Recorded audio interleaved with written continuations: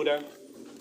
Dice así el texto, Efesios 2:1, y Él os dio vida a vosotros cuando estabais muertos en delitos y pecados, en los cuales anduvisteis en otro tiempo siguiendo la corriente de este mundo, conforme al príncipe de la potestad del aire, el espíritu que ahora opera en los hijos de desobediencia, entre los cuales también todos nosotros vivimos en otro tiempo en los deseos de nuestra carne, haciendo la voluntad de la carne y de los pensamientos, y éramos, por naturaleza, hijos de ira, lo mismo que los demás. Pero Dios, que es rico en misericordia por su gran amor con que nos amó, aun estando nosotros muertos en pecados, nos dio vida juntamente con Cristo. Por gracia sois salvos. Oramos.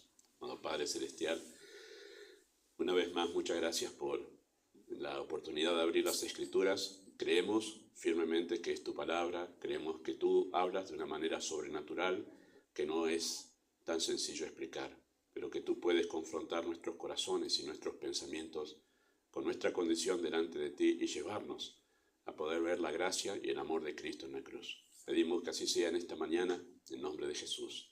Amén. Muy bien, pueden tomar asiento. Muchas gracias. Ya saben ustedes que cada vez que hay algún asunto en el mundo que tiene que ver con alguna celebración especial sobre la familia, nosotros aprovechamos la enseñanza en la iglesia para poder exponer lo que la Biblia enseña acerca de la familia. Eso solemos hacer a veces en el mes del padre, en el mes de los niños, como es ahora, y en el mes de las madres. Considero que es muy importante poder tener enseñanza bíblica sobre la vida familiar, ¿sí? Hablamos de la vida matrimonial, hablamos de la crianza, hablamos de los hijos, y estamos en eso nosotros, hablando en este mes, después de haber estado 4 años hablando sobre las distintas etapas de la vida de los padres y los hijos, ¿sí? Hemos tenido a bien poder hablar acerca de los padres y la salvación de los hijos, ¿sí? Y quizá subrayado, si no haya otra verdad bíblica tan tergiversada a lo largo de la historia de la Iglesia como la doctrina de la salvación. Seguramente si hacemos una encuesta aquí, que no la haremos, sobre qué cree usted que es la salvación, cómo se salva una persona, seguramente tendríamos quizás respuestas diferentes. Si salimos al mundo a hacer una encuesta, también tendríamos respuestas diferentes, ¿verdad? ¿Y a qué se debe eso? Bueno, a muchas tergiversaciones sobre lo que la Biblia enseña sobre la salvación. En cada época de la historia de la Iglesia o del pueblo de Dios, Satanás ha introducido diferentes errores y falsedades que, con el tiempo, la Iglesia ha llegado a adoptar como si fuesen verdades bíblicas, ¿sí?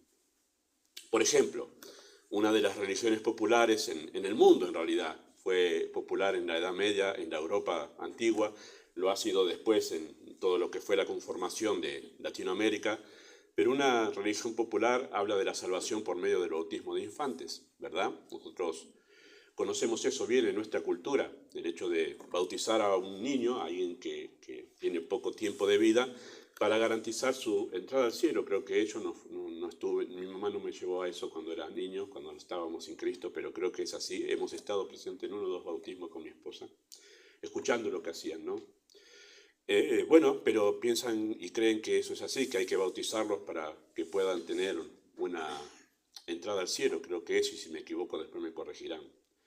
Esa misma religión popular habla acerca de una salvación por obras, o sea, tratás de hacer la mayor cantidad de buenas obras para poder compensar las malas obras que haces.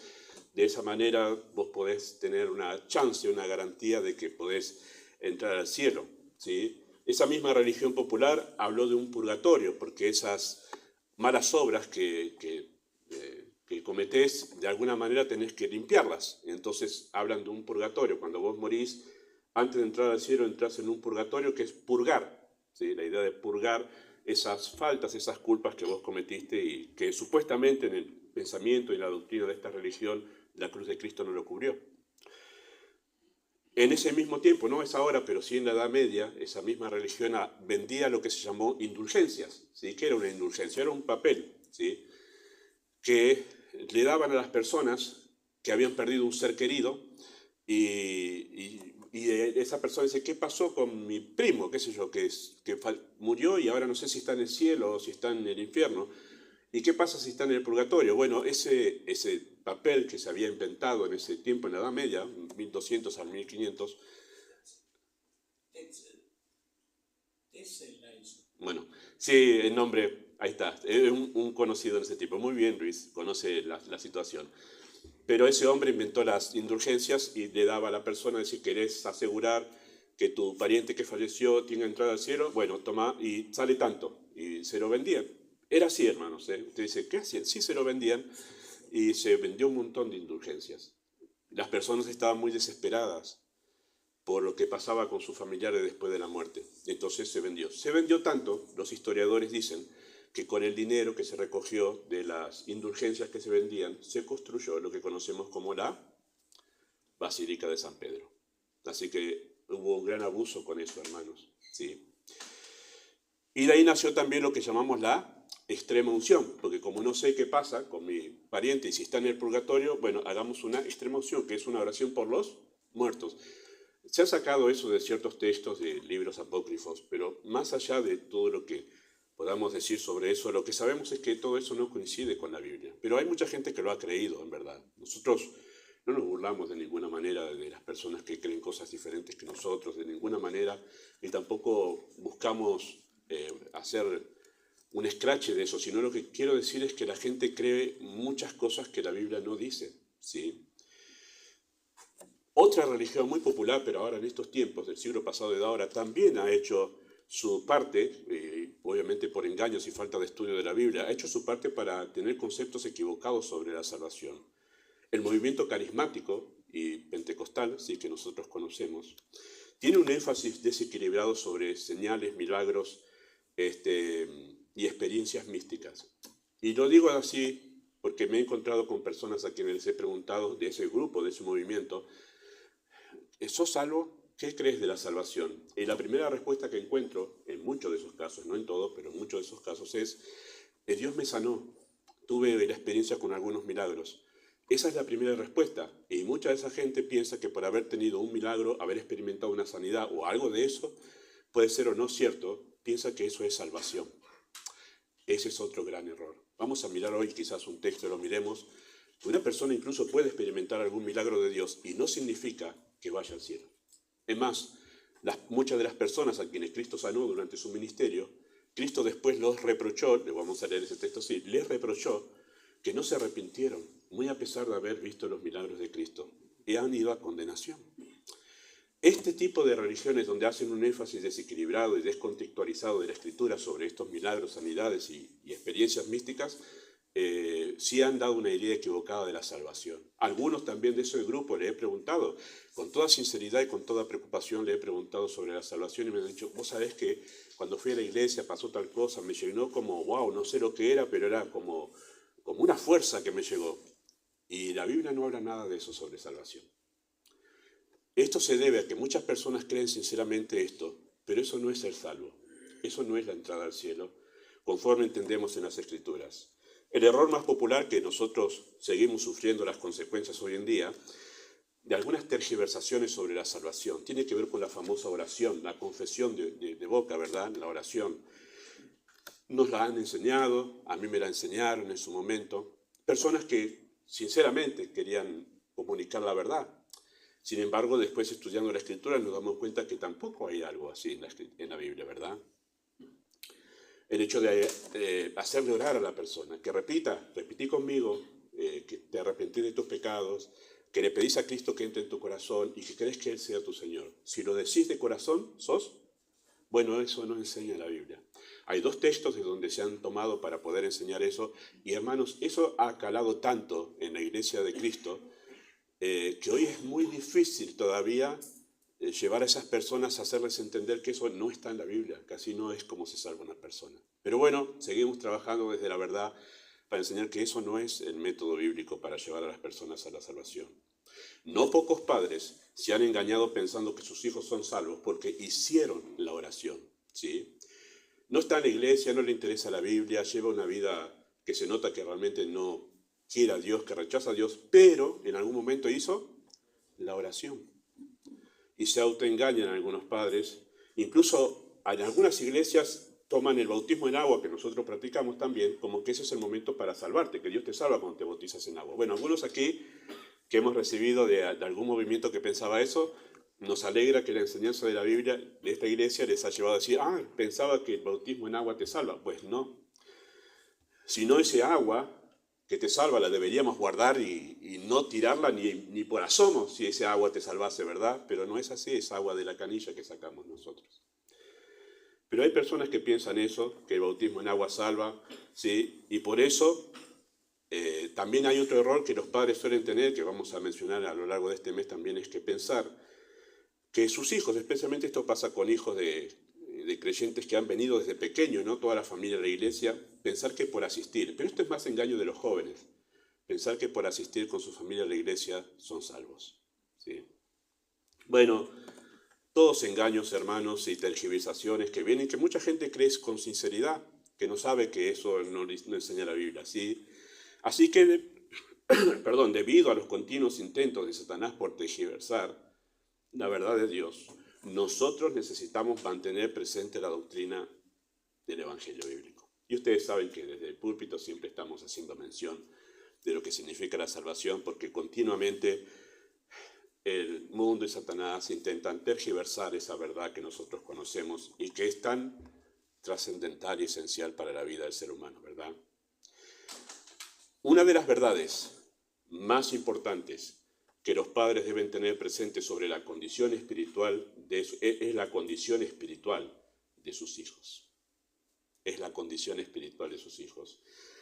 Vamos a hablar en esta mañana de esto, este es el tema en esta mañana. Los padres necesitan conocer el Evangelio bíblico para entender por qué sus hijos necesitan ser salvos. Eso es lo que vamos a hablar en esta mañana a la luz del pasaje que tenemos delante, ¿sí? ¿Por qué los hijos? ¿Por qué los hijos necesitan ser salvados? Bueno, el texto que tenemos ahí nos va a dar 3 respuestas. Vamos a decir esto en esta mañana. En primer lugar, los hijos necesitan ser salvados porque están espiritualmente muertos. En segundo lugar, porque están esclavizados al pecado. Y en tercer lugar, porque están bajo la ira de Dios. Esas 3 razones nos da el texto de por qué los hijos, pero no solo los hijos, sino cualquier persona necesita salvación, ¿sí? Así que en primer lugar, ¿por qué los hijos necesitan ser salvados? Bueno, en primer lugar porque están espiritualmente muertos. ¿Notaron eso en versículo 1? Y Él, Dios, os dio vida a vosotros. ¿Cuándo? Cuando estabais muertos en delitos y pecados. Acentúa lo mismo, la misma idea Pablo, versículo 5. Aún estando nosotros, Pablo se incluye ahí, que experimentó lo mismo, nosotros, muertos en delitos y pecados, nos dio vida juntamente con Cristo, ¿sí? Vamos a explicar el concepto de muerte espiritual haciendo la idea inversa. O sea, vamos a explicar qué es vida para entender qué es muerte espiritual, ¿sí? Vamos a hacer esa forma de poder llegar a la lógica correcta de esto, ¿sí? Además porque el texto habla de las dos cosas en un momento. ¿Qué es vida? En sí, la vida en sí. Si ustedes lo agarran en la calle y enseguida le preguntan, ¿qué es vida?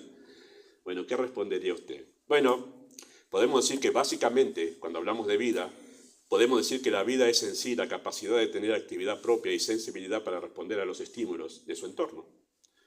¿Sí? Si usted va a las montañas y se encuentra con las piedras, la piedra está ahí, tiene existencia, pero no tiene, porque no puede responder a los estímulos de su entorno, ¿sí?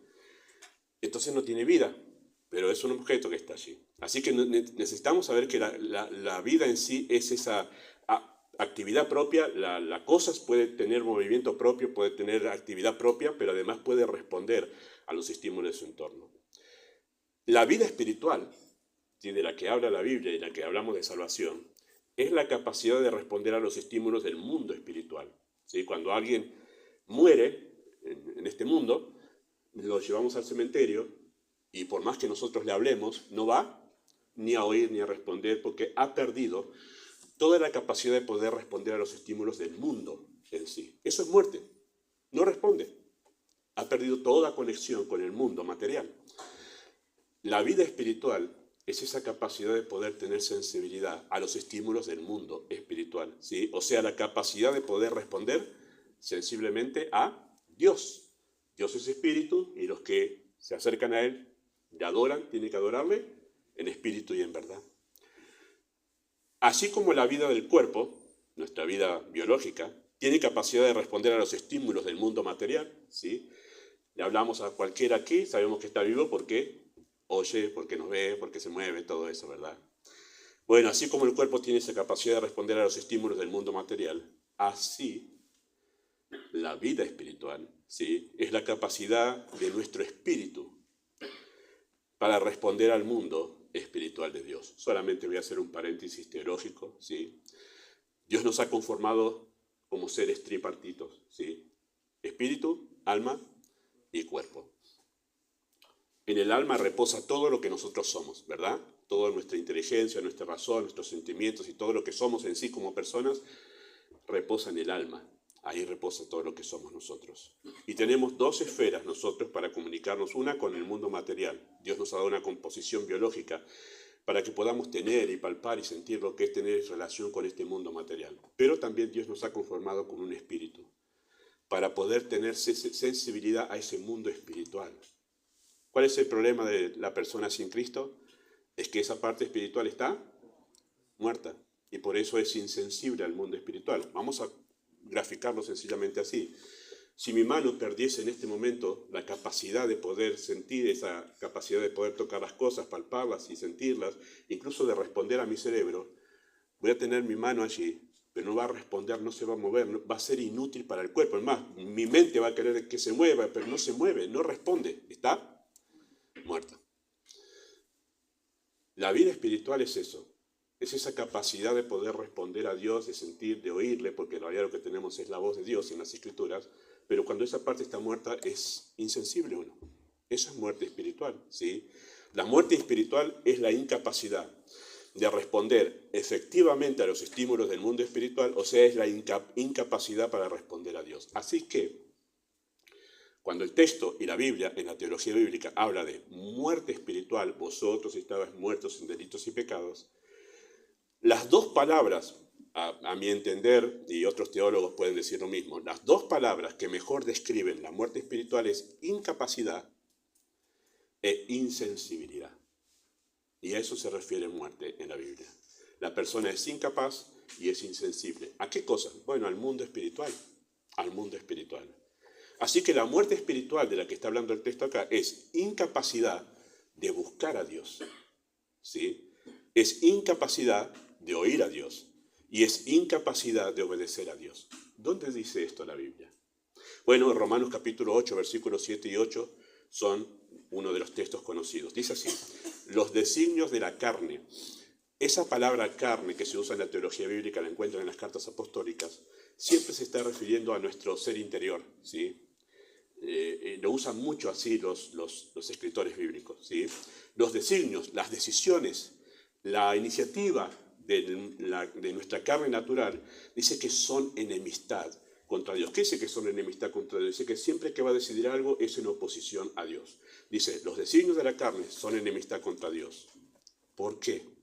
Y entonces Pablo responde, porque no se sujetan a la ley de Dios, resisten sujetarse a Dios, pero no solamente que resisten, sino que no pueden. Hay una incapacidad natural en nosotros para sujetarnos a la ley de Dios.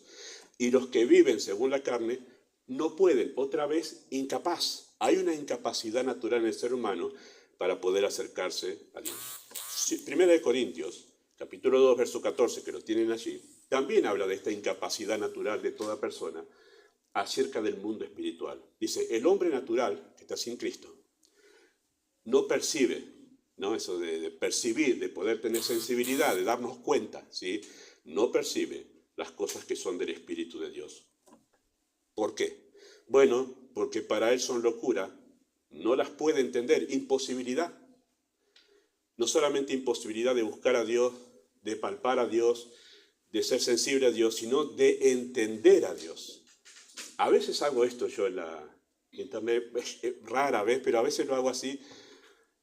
Me he puesto a escuchar 5 o 10 minutos de la enseñanza de personas que enseñan doctrinas que no son bíblicas. Y me he puesto a escuchar los 5 o 10 minutos nomás. Y dije, no tiene sentido lo que está diciendo, más porque uno conoce la Escritura. Y en ese momento razono, así es como yo pensaba antes de conocer a Cristo. Lo que está diciendo no tiene sentido.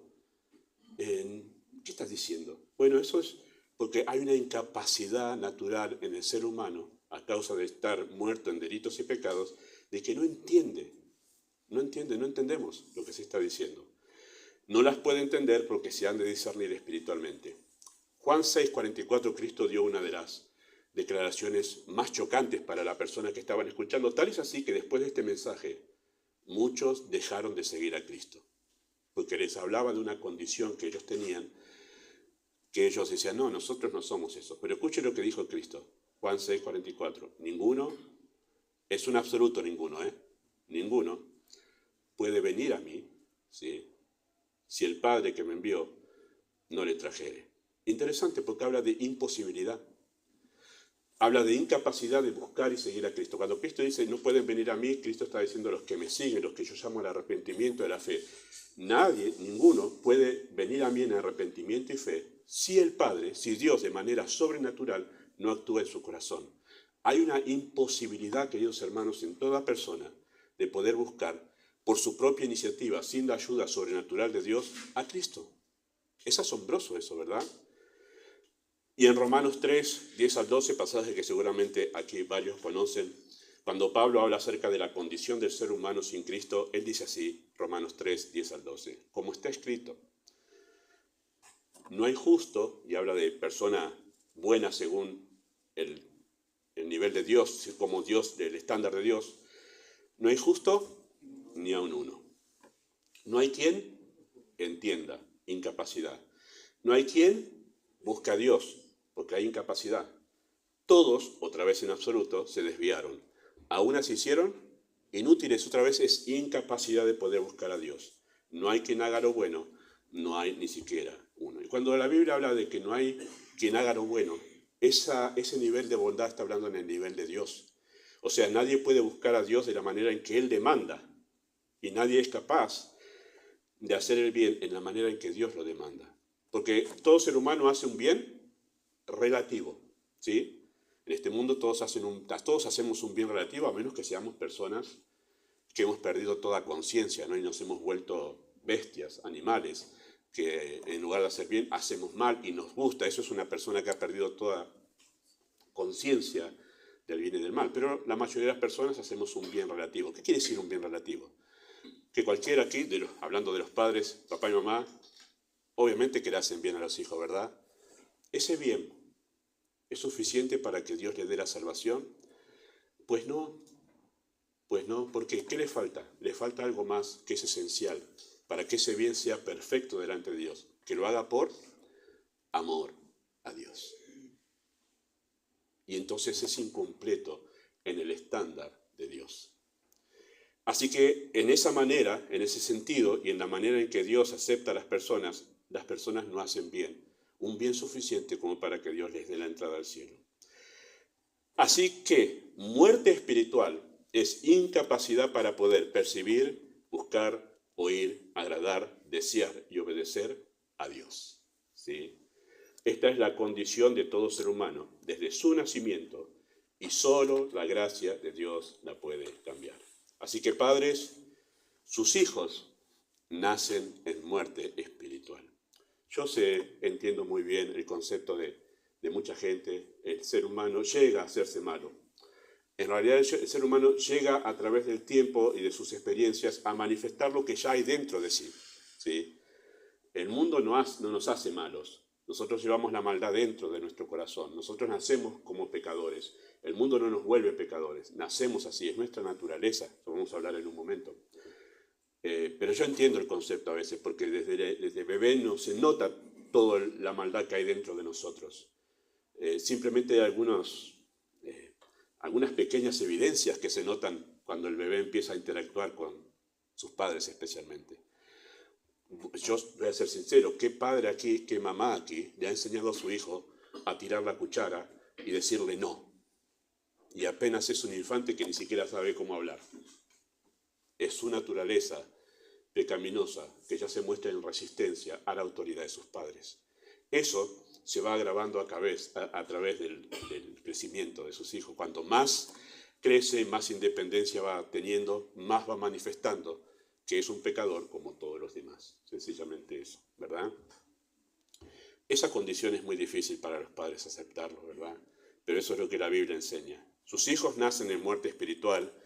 Y cuando decimos que los hijos necesitan ser salvados, estamos diciendo que ellos necesitan vida espiritual. ¿Por qué los hijos necesitan ser salvados? En segundo lugar, los hijos necesitan ser salvados porque ellos están esclavizados al pecado. Dice así la Biblia, noten eso, versículo 2, muertos en delitos y pecados, en los cuales anduvisteis en otro tiempo, siguiendo la corriente de este mundo, conforme al príncipe de la potestad del aire, el espíritu que ahora opera en los hijos de desobediencia, entre los cuales todos nosotros, Pablo está escribiendo y dice yo también, todos nosotros vivimos en otro tiempo, en los deseos de nuestra carne, haciendo la voluntad de la carne y de los pensamientos. Bueno, todos vivimos en eso antes de conocer a Cristo, y los que no tienen a Cristo viven en esa condición. ¿Cuál condición? En esclavitud al pecado, ¿sí? Por naturaleza somos y éramos hijos de desobediencia. Es una expresión muy particular que usa Pablo allí, un poco chocante, ¿verdad? Hijos de desobediencia. Hay un pensamiento popular en Latinoamérica que es todos nacemos hijos de Dios. Pues no es así lo que dice la Biblia. Todos nacemos criaturas de Dios, ¿verdad? Pero hijos de Dios llegamos a ser por lo que dice Juan capítulo 1, versículo 12. A los que le recibieron, a los que creen en su nombre, les dio potestad de ser hechos hijos de Dios. No se nace hijo de Dios. Así que cuando se habla aquí hijos de desobediencia por naturaleza, esa expresión por naturaleza indica una condición propia de nuestra conformación. O sea, eso es parte de lo que somos como seres humanos, ¿sí? O sea que por naturaleza tenemos una disposición a desobedecer la voluntad de Dios, porque es hijo de desobediencia. No nos caracteriza la obediencia a Dios, sino la desobediencia a Dios. Hacer lo contrario a Dios, queridos hermanos, o lo que Dios quiere, es lo que caracteriza al género humano. O sea, llevamos en nuestro ADN espiritual una oposición y resistencia a Dios que domina todo nuestro ser. Yo sé que a veces se le culpa a Adán, ¿no? Cuando decimos, nosotros heredamos la naturaleza pecaminosa de Adán, la culpa la tuvo él, no la tengo yo, él me la pasó, ¿y qué culpa tengo yo? Bueno, para poder ser justos en decir eso y culpar a Adán por lo que él hizo y nosotros cargamos con eso, nosotros deberíamos actuar de manera diferente que Adán. Ahí sería muy justo que digamos eso. Pero ¿sabe qué? Todos los días y a cada instante, nosotros demostramos que hubiésemos hecho lo mismo que Adán hizo en el huerto de Edén, que es darle la espalda a Dios. Entonces, no hay ninguna queja con eso, porque demostramos todos los días que nosotros también le hubiésemos dado la espalda a Dios en el huerto de Edén, porque le damos la espalda a Dios todos los días nosotros. Sin Cristo, ¿verdad? Por causa de esa condición, hijos de desobediencia, si el ser humano vive en los deseos de la carne, vive haciendo la voluntad de la carne y vive bajo el designio de sus pensamientos. Son tres enunciados que hace Pablo allí para describir toda nuestra naturaleza y que toda nuestra naturaleza está inclinada en una sola cosa, desobedecer a Dios. Carne es una expresión teológica para hablar de naturaleza caída, así está identificado en el texto aquí, ¿sí? Nuestros pensamientos, nuestra voluntad y nuestras emociones están bajo el dominio del pecado. Eso es, hijos de desobediencia, indica naturaleza, indica condición en la que nosotros nacemos, y esa condición domina todo nuestro ser, toda nuestra voluntad, nuestras emociones, nuestra manera de pensar, está todo. ¿Por qué? Porque es parte de nuestra naturaleza, así somos conformados. Interesante que Dios dice y acentúa esto en un pasaje muy particular que es Génesis 6.5, que lo tienen acá. Está Dios hablando unos 100 años antes de que llegue el diluvio, que fue el juicio que terminó con toda una era en la creación, ¿verdad? En el mundo, mejor dicho. Y dice así, vio Jehová que la maldad de los hombres era mucha sobre la tierra.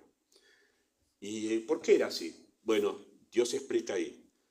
Todo designio, en absoluto, de los pensamientos, del corazón de ellos. Es un problema interno, es un problema interior, es un problema de su condición. No es por lo que pasaba afuera, sino por lo que pasaba adentro, es lo que dice el texto. Que todo designio de los pensamientos, del corazón de ellos, era de continuo. Está acentuado ahí porque es condición, Así actúa siempre, de continuo, solamente el mal. Así que el ser humano, queridos hermanos, tiene voluntad. ¿Sí? Todos tenemos voluntad.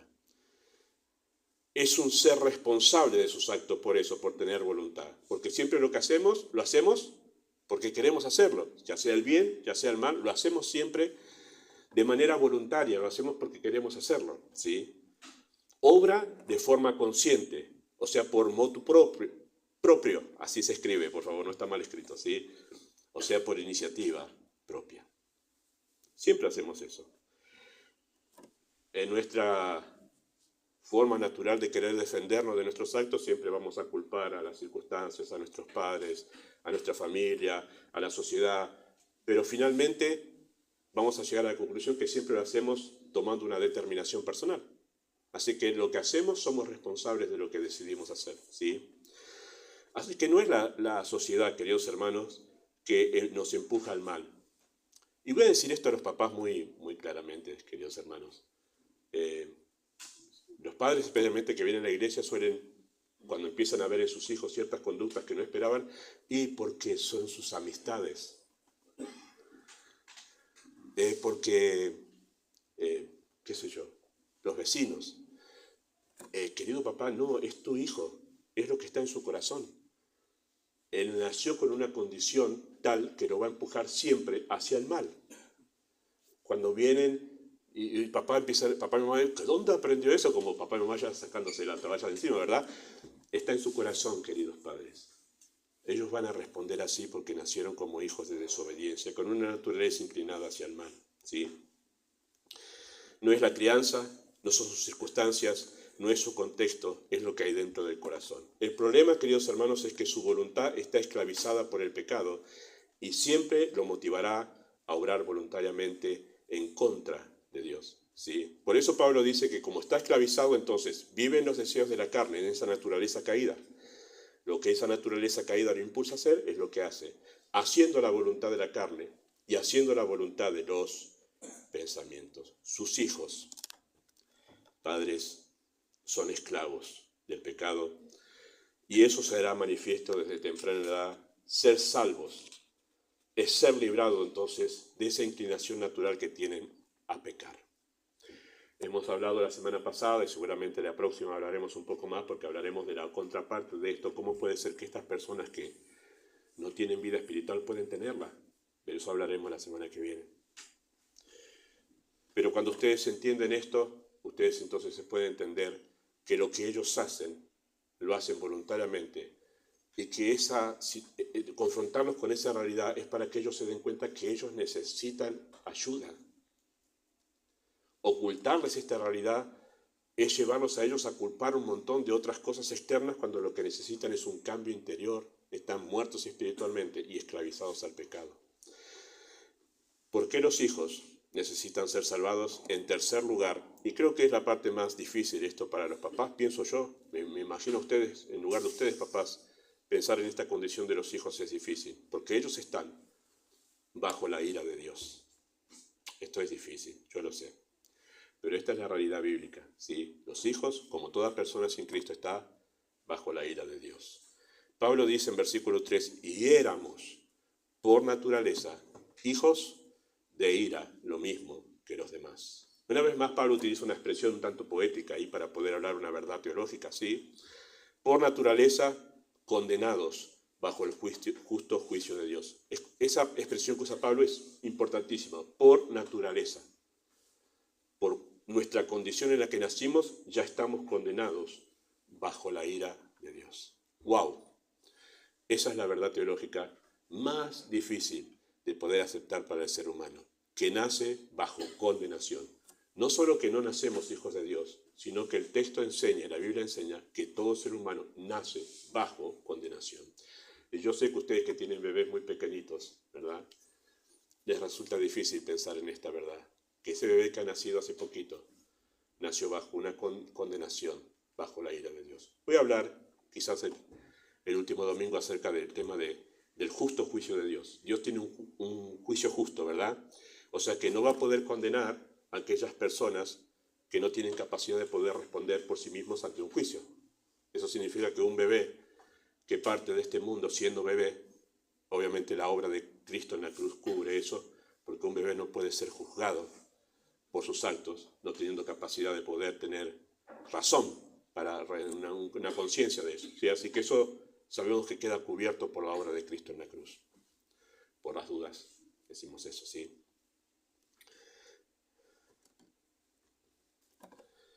Ahora, hermanos, ¿por qué hablamos de la ira? ¿Por qué mejor no esconder esta verdad que resulta tan chocante y hasta puede incluso desanimar a la gente? Y en verdad a veces gente se retira de las iglesias porque se habla sobre ira y condenación. Qué mensaje tan negativo. Bueno, no podemos hablar ni entender del amor de Dios si primero no entendemos y comprendemos de su ira.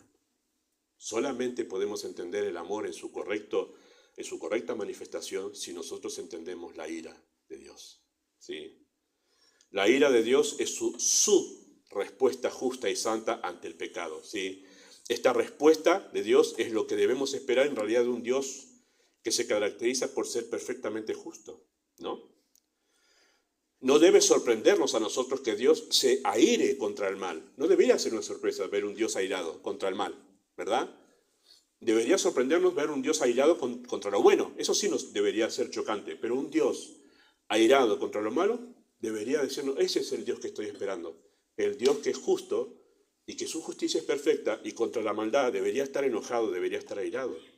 ¿Por qué? Bueno, porque nosotros mismos, queridos hermanos, aunque en una medida inferior y en una medida imperfecta, nosotros también nos enojamos contra el mal. Una persona que no se enoja contra lo malo, estaríamos dudando que tenga una conciencia sana, ¿verdad? Escuchamos de alguien que es un violador en la sociedad, queremos que sea condenado, ¿o no? ¿O usted no se enoja cuando escucha esas noticias? E incluso hasta los mismos presos en las cárceles, a esas personas que son violadores, los reciben. Vi una de esas filmaciones que se hacen ahora de uno de estos delincuentes que mató a una nenita de 9 años. Cómo los recibieron. Incluso los mismos delincuentes ya se la tenían jurada de cómo lo van a tratar en la cárcel una persona así. ¿Por qué? Porque todos traemos dentro de nosotros un sentido de justicia por nuestra conciencia que nos lleva a nosotros a enojarnos contra aquello que es malo. Y deberíamos enojarnos contra aquello que es malo. La persona que no se enoja contra el mal es una persona que tiene un problema serio en su conciencia. Se llaman esas personas asesinos seriales, que no tienen conciencia y disfrutan de hacer el mal. Es un problema serio ya en su conformación. Pero airarnos contra el mal sería lo justo, lo pertinente, lo que deberíamos hacer. A algunos les he dicho, has sufrido violencia de parte de tu familia, tus papás. Yo soy el primero en ir a hacer la denuncia. Debería ser así. Deberíamos airarnos contra el mal. Lamentablemente tenemos una sociedad que es lo que Cristo dijo. A lo malo llaman bueno y a lo bueno llaman malo. Hay una tergiversación terrible de la moral en el mundo. Pero nosotros deberíamos esperar que Dios se aire contra el mal. Nosotros en una medida inferior lo hacemos. Incluso nos enojamos cuando en la sociedad no se condena la maldad. Ahí nos enojamos. Debido a su carácter justo, Dios no puede pasar por alto el pecado, hermanos. Imaginemos que Dios hace la vista gorda a Hitler, ¿no? Pensemos pues, hasta lo que sabemos que Hitler partió a la eternidad sin Cristo, ¿no? Y que Dios le decida darle a Hitler la entrada al cielo. ¿Cómo nos sentiríamos nosotros? Diríamos, este Dios no es Dios. Mi Dios, el que yo creo, lo condenaría.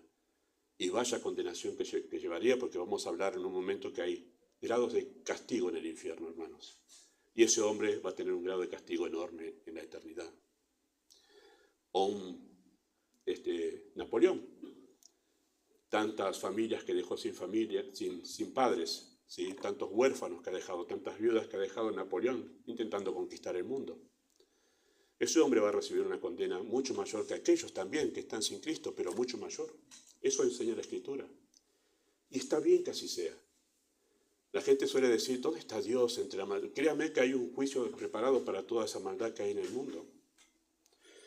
Así que debido a su carácter justo, Dios no puede pasar por alto el pecado. Necesariamente el pecado debe ser juzgado, pues si no lo hiciera, Dios sería injusto y dejaría de ser perfecto. Y si deja de ser perfecto ya no es Dios. Para nosotros, seres muy finitos, imperfectos y pecadores, nos resulta difícil comprender la ira de Dios, ¿sí? Nos parece una reacción exagerada de parte de Dios su ira, ¿verdad? Incluso hay religiones, hermanos, que niegan la existencia del infierno eterno. Hay religiones que, porque esta verdad que está en la Biblia, de la que Cristo habló muchas veces, les resulta difícil aceptarla y se vamos a sacarla. No, no puede ser que exista. Y han buscado varias vueltas a la palabra infierno para decir que en realidad no existe el infierno, tal cosa. Pues ¿cómo podríamos pensar que un ser deja a tantas personas condenadas por la eternidad a tan terrible castigo? ¿Sí? Incluso hay religiones que niegan la existencia del infierno y otras hablan de aniquilación instantánea. Hay una religión muy conocida que niega la existencia del infierno, pero no pueden negar la justicia de Dios. ¿Y qué hacen? Bueno, ellos han llegado a una conclusión de decir, sí, hay una condena, pero esa condena, esas personas condenadas que no han creído en Cristo, en ese mismo momento de condena son aniquilados, para que no tengan que pasar su eternidad en continuo sufrimiento. Y han llegado hasta ese punto. Hermanos, si eso enseña la Biblia, lo enseñaríamos. Pero eso no enseña la Biblia. La Biblia habla de una condenación eterna. Si es eterna, no podría ser una aniquilación instantánea. La religión popular, queridos hermanos, en realidad en Latinoamérica, habla de una salvación universal. ¿Sí? Por eso hablan de que nacemos hijos de Dios, todos. Entonces ya de alguna manera, pasando por tal lado, por tal otro, un purgatorio y otro, finalmente todos, porque no es posible que Dios, si es amor, deje personas condenadas en el infierno. Si eso, hermanos, enseñaría la Biblia, lo enseñaríamos desde nuestro púlpito. Pero eso no es lo que enseña la Biblia. La Biblia enseña otra realidad y ante la cual deberíamos nosotros temblar. La justicia de Dios establece una sola sentencia para el pecado. Él dice, la paga del pecado es muerte. Ezequiel 18, 4 y 20 dice, el alma que pecare, esa morirá. Quizá para usted y para mí, quizá humanamente hablando, nos parezca una exageración haber ejecutado tal sentencia sobre Adán y Eva por haber comido un fruto que Dios les dijo no. Pero bueno, sabemos que había mucho más implicado que comer un fruto. Era decirle no a Dios, rechazarlo, darle la espalda y no vivir sujeto a Él. En la historia humana, queridos hermanos, hay evidencias de su ira. Por las dudas, si en su mente usted dice, no puede ser, Dios no puede tener un castigo preparado así. Bueno, nosotros tenemos en la historia humana evidencias de la ira de Dios. Por ejemplo, la expulsión del huerto, la expulsión de Adán y Eva del huerto de Edén. Es uno de los registros históricos donde se ve a un Dios airado, sacándolos del huerto.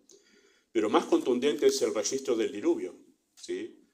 Yo sé que la gente quiere negar la existencia del diluvio, pero usted puede ir acá a nuestras provincias de la cordillera y usted va a encontrar evidencias de que hubo un diluvio universal. Ya les he dicho cuando estuvimos con mi esposa en San Luis, cerquita de Merlo, hay un valle donde usted baja como 300 metros, desciende del nivel de la ciudad, desciende ahí todo un valle donde usted camina y levanta una roca así, hay un fósil. Está lleno de fósiles, no se puede llevar ninguno, pero ahí está lleno de fósiles. Tremendo. ¿Fósiles de qué? ¿Sabe de qué? De animales marinos. Y es todo desierto ahí. ¿Cómo llegó todo eso ahí? Porque hubo un diluvio universal. Tengo un libro así, se llama El diluvio de Génesis, escrito por un arqueólogo cristiano. En ese libro hay una foto que nadie quiere publicar, que es la foto de un pie de un dinosaurio y al lado la foto de un pie humano. ¿Cómo puede ser que haya coexistido? Bueno, porque coexistieron, dinosaurios y hombres coexistieron, ¿sí? Y está ahí, la foto la han sacado y la dejaron ahí. Pero en ese libro, él habla acerca de encontrar, por ejemplo, en la cima de una montaña, el fósil de un tiburón. ¿Cómo llegó hasta ahí, ese fósil? Bueno, un diluvio universal.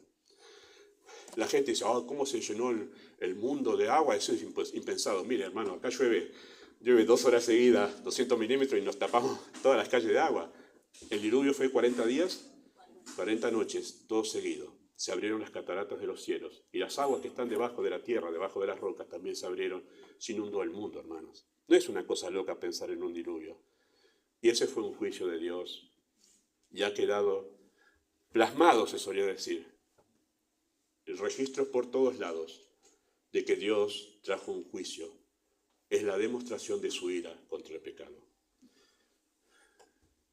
La Torre de Babel es otro de los juicios de la ira de Dios, pero más contundente fue la destrucción de Sodoma y Gomorra, de lo cual también hay registros arqueológicos. Gracias a Dios por la arqueología, hoy todo esto que nosotros leemos en la Biblia, y algunos dicen es un cuentito, no es un cuentito, sucedió de verdad. Cuando Judas habla acerca, la carta de Judas habla acerca de Sodoma y Gomorra, dice, experimentaron por un instante el castigo del fuego eterno. Ellos experimentaron por un momento lo que va a ser el castigo del fuego eterno, Sodoma y Gomorra. Ese es un Dios airado. Ese es el Dios que nos habla la Biblia. Ese es el Dios que muestra un Dios justo contra el pecado y contra la maldad. Bueno, podríamos seguir hablando de muchas cosas como estas, como la ira de Dios contra Faraón, y hoy en día han hecho encuentros arqueológicos debajo del Mar Rojo y han encontrado los restos de los carros de Faraón que persiguieron al pueblo de Israel y que Dios en su ira los mató con el agua del Mar Rojo. Queridos hermanos, más allá de estos registros arqueológicos, hay un día, un evento que es llamado el Día de la Ira de Dios. Es un evento particular. Romanos 2, 5 y 6 dice así: por tu dureza y por tu corazón no arrepentido. ¿Han escuchado eso, no? Tu dureza, tu corazón no arrepentido. No está diciendo aquí porque mataste, porque robaste, porque violaste. Dice acá simplemente por tu dureza y tu corazón no arrepentido. Atesoras para ti mismo ira para el día de la ira y de la revelación del justo juicio de Dios, el cual pagará a cada uno conforme a sus obras. Como conocemos en la Biblia ese evento, ese día de la ira de Dios, como el juicio del gran trono blanco o el juicio final, juzgará a todo ser humano por sus obras, y quien no se haya inscrito en el libro de la vida será lanzado al lago que arde con fuego y azufre. Eso está en la Biblia, hermanos. Es duro, chocante, pero es así. La Biblia enseña esto. Yo sería muy malvado si yo les oculto esta verdad a todos ustedes. Lo interesante es que Cristo habló del infierno, más de lo que nosotros pensamos. Y lo habló en un contexto muy duro, porque dice que comenzó, Mateo 11, 20 a 24, comenzó a reconvenir. Esa palabra reconvenir es echarles en cara. Cristo empezó a echarles en cara a estas ciudades donde Él ya había predicado y había hecho muchos milagros. Y escuchen esto. Entonces comenzó a reconvenir a las ciudades en las cuales había hecho muchos milagros, porque no se habían arrepentido. ¿Notaron? Que experimentes milagros no significa que estás bajo la bendición de Dios. Incluso a veces puede pasar que eso sea una señal de juicio. Había hecho muchos milagros y no se arrepintieron. Y escuche lo que dice Cristo. Ay de ti, Corazín, que es una de las ciudades. Ay de ti, Betsaida. ¿Por qué? Ay es lamento. Hay que lamentar por esto. ¿Por qué? Bueno, porque si en Tiro y Sidón, que son dos ciudades de Asiria, que son aquellas que atacaron al pueblo de Israel y Dios las condenó, y dice, Tiro y Sidón se hubieran hecho los milagros que se habían hecho en vosotras, tiempo a que se hubieran arrepentido en silicio y ceniza. Verso 22, por tanto os digo, y escuche esto, en el día del juicio de la ira de Dios, será más tolerable el castigo para Tiro y Sidón que para vosotros. ¿Qué está haciendo Cristo? Está diciendo que hay grados de castigo en la condenación eterna. Quizá humanamente decimos, ¿qué gracia hay que haya diferencia de castigo si están todos castigados igual al final? Quizá hay alguna razón muy profunda ahí, que para algunos va a ser más tolerable, parece ser, por las palabras que usa Cristo. Sin embargo, lo que Cristo dice, yo estuve en tus ciudades, yo hice milagros, yo te hablé, pero en Tiro y Sidón yo no fui. Tiro y Sidón no me tuvieron a mí, el Hijo de Dios, predicando entre ellos. Ustedes tuvieron más luz, más revelación, más conocimiento que Tiro y Sidón. Por lo cual, como Dios es un Dios justo, a mayor conocimiento, mayor condenación si nosotros no obedecemos esa verdad. ¡Qué tremendo! A mayor luz, mayor condenación. Y dice, y tú, Capernaum, que eres levantada hasta el cielo, hasta el Hades serás abatida. Porque si en Sodoma se hubieran hecho los milagros que han sido hechos en ti, habrían permanecido hasta el día de hoy. Por tanto, os digo, el día del juicio será más tolerable el castigo para la tierra de Sodoma que para ti. Y cuando uno ve el contexto de Sodoma, uno dice, terrible, porque incluso los más pequeños eran llevados a la homosexualidad y a la depravación. ¿Sí? Aquellos hombres que se agolparon contra la puerta de la casa de Lot, que buscaban los ángeles para tener relaciones sexuales con ellos, eran unos pervertidos, dice que estaban de los más grandes hasta los más pequeños, toda una ciudad pervertida. Bueno, dice que para ellos era más tolerable el castigo que para las ciudades donde Cristo estuvo predicando y haciendo milagros. A mayor luz, mayor condenación si nosotros rechazamos esa luz. Y escuchen este texto que es tremendo. 2 Tesalonicenses 1, 3-9. Debemos siempre dar gracias a Dios por vosotros, hermanos, como es digno, por cuanto vuestra fe va creciendo en el amor y de todos y cada uno de vosotros abunda para con los demás. Tanto que nosotros mismos nos gloriamos de vosotros en las iglesias de Dios, por vuestra paciencia y fe en todas vuestras persecuciones y tribulaciones que soportáis. Y aquí empieza a hablar de eso, Pablo, de las tribulaciones y persecuciones que soportaban los creyentes. ¿Qué es esto? Bueno, esto es demostración del justo juicio de Dios, dice Pablo, para que sean tenidos por dignos del reino de Dios, por el cual asimismo padecéis. Y escuche esto, porque es justo delante de Dios pagar con tribulación a los que os atribulan.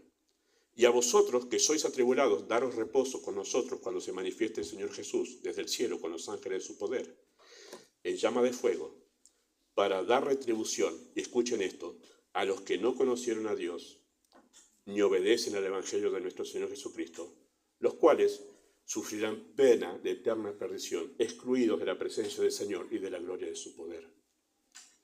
Qué tremendo. Bueno, cuando nosotros decimos que las personas no van a ser todas salvas y que nacen en condenación, lo decimos porque aquí lo dice el texto.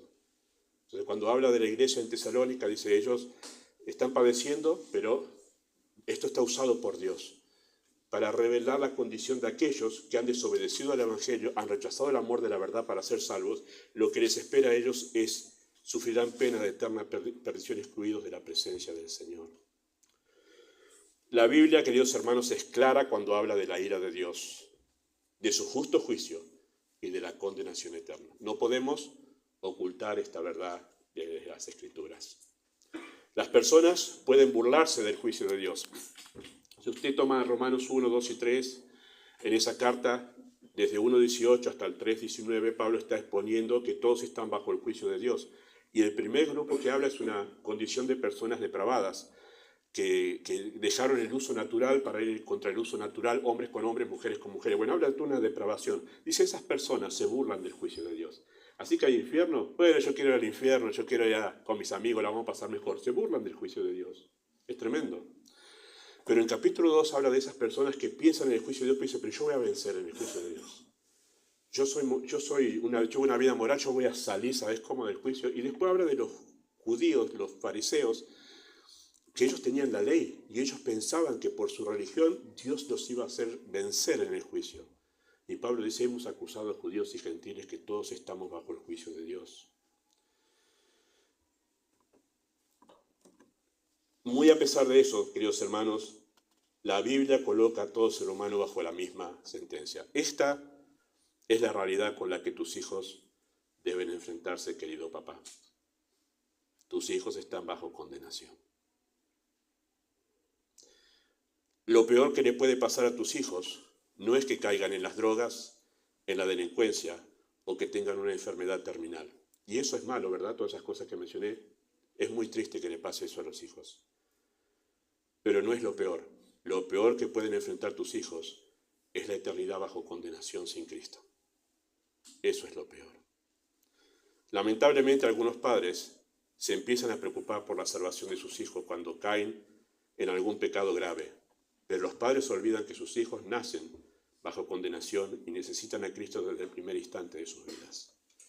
El Evangelio bíblico revela la verdadera necesidad del ser humano, ser salvado de la ira venidera. Eso es salvación, ser salvado de la ira venidera. Caer en el engaño de Satanás es algo terrible, hermanos, ¿verdad? Lo vemos en la Biblia. Pero mucho peor es permanecer en pecado y tener que enfrentarte a la ira de Dios. peor que enfrentarse a Satanás, es enfrentar la ira de un Dios justo. Romanos capítulo 2, Pablo dice, en el día en que Dios juzgará los secretos de los hombres conforme a mi evangelio. Porque Dios no solo juzgará obras, sino que va a juzgar intención. Y dice que revelará los pensamientos de nuestro corazón y serán juzgados y serán expuestos en ese juicio. Eso es un Dios justo. Nosotros siempre hablamos de intención, ¿verdad? Y mi intención, bueno, quién sabe cuál fue la intención, pero Dios sí sabe, porque es un Dios omnisciente y Él juzgará la intención de cada uno. Algunos han escondido esta verdad porque les resulta muy duro y piensan que en lugar de atraer a las personas las aleja de Cristo. Por eso predican un evangelio diluido, con medias verdades que no salva a nadie. Porque ¿quién puede entender ser salvado si no sabe de qué tiene que ser salvado? Hablamos de salvación y decimos, ¿y de qué? Bueno, de esto, de la ira de Dios, tienes que ser salvado. Eso es salvación. Algunos dicen que la iglesia manipula a las personas con miedo al infierno, ¿no? Dice, bueno, por eso predican del infierno en la iglesia, para manipularte y tenerte bajo miedo. Bueno, sería cierto eso, que usaríamos el infierno para manipular a las personas, si la verdad del infierno no fuese verdad.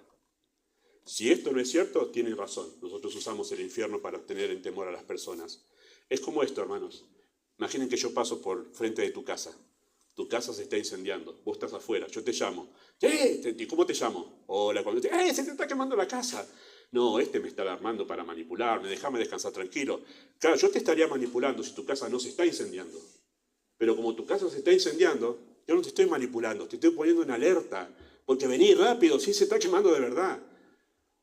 Manipulación sería que yo use una mentira para lograr tenerte bajo control. Pero esto es verdad, hermanos, por eso lo proclamamos. No es manipulación, es despertar tu conciencia a una realidad que la Biblia enseña claramente, que es que hay una eternidad, que hay un juez y que ese juez es justo y que llevará a la condenación a todos aquellos que han violado su ley.